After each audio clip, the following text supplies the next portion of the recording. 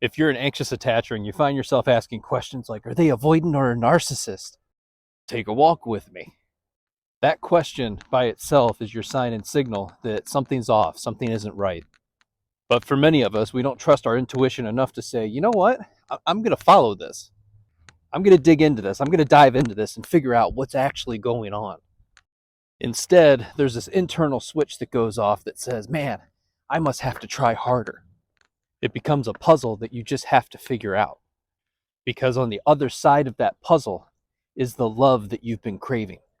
It's the relationship that you actually desire if you can just figure this one thing out. If I can change, be different, and get you to pick me, then I'll be worthy of love. So I bend, twist, and break myself trying to be all these things that I think you need me to be. And if you think back far enough in your personal history, you'll go, oh, I used to have to do that for my parents or my caregivers. If I perform well, I just might get my needs met. This is more nuanced and complicated, which is why if it's available to you and it resonates with you, going to a counselor or a therapist can be helpful. But that's not your only option because, well, this video is helping you create self-awareness.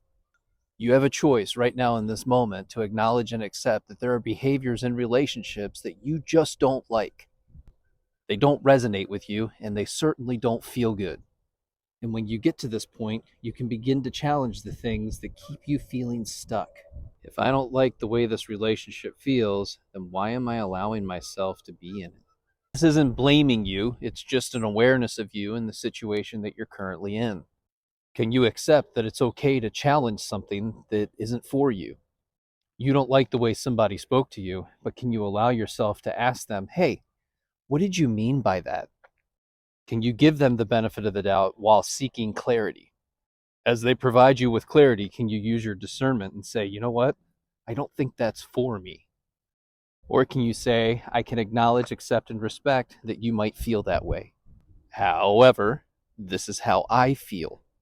You have to remember, this isn't a competition and there isn't a right or wrong. But you do have to be able to reconcile together problems and situations, conflicts and disputes. You might even find yourself saying things like, I have to do all the heavy lifting in this relationship, which is another acknowledgement that you're not happy with the way things are going. You're not satisfied with the way this relationship is making you feel. And this is where I challenge you to write down what your goals, values, and standards are for a relationship with you.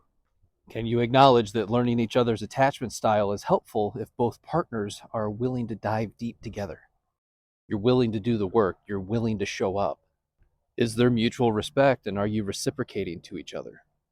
And this might not always be clear to you if you never had a model of a healthy relationship in your life. Your nervous system may have been primed for inconsistent behavior from other people. I want you to ask yourself, how do you feel, and how do you want to feel? What is one thing that you can do right now to close the gap between those two things? Can you acknowledge and accept that there are behaviors that you just don't like? And these behaviors are deal breakers. They are not for you to fix or change in the other person. Can you acknowledge that it's not your job to try and fix or change other people? So before you get waist deep in research trying to figure somebody else out, can you just acknowledge that, you know what? I don't like this behavior and it's not for me. I actually don't need to figure you out. I'm okay. I don't need your clarity or closure because I trust myself. I know who I am, where I'm going, what I'm doing, and why I'm doing it. I know what type of relationship that I want to have with someone. I know what I want to create for myself and co-create with my partner.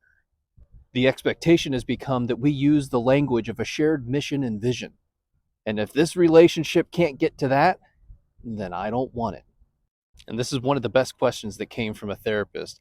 How many years are you willing to wait for this person to change or be different, to become the person that you want or expect them to be for you? You're doing the work, you're growing and developing, and they're just not. Will you allow yourself to be with someone who can meet you where you are? So if you find yourself asking yourself if they're avoidant or a narcissist, stop. Let it go, let it go. You don't need that stuff anymore.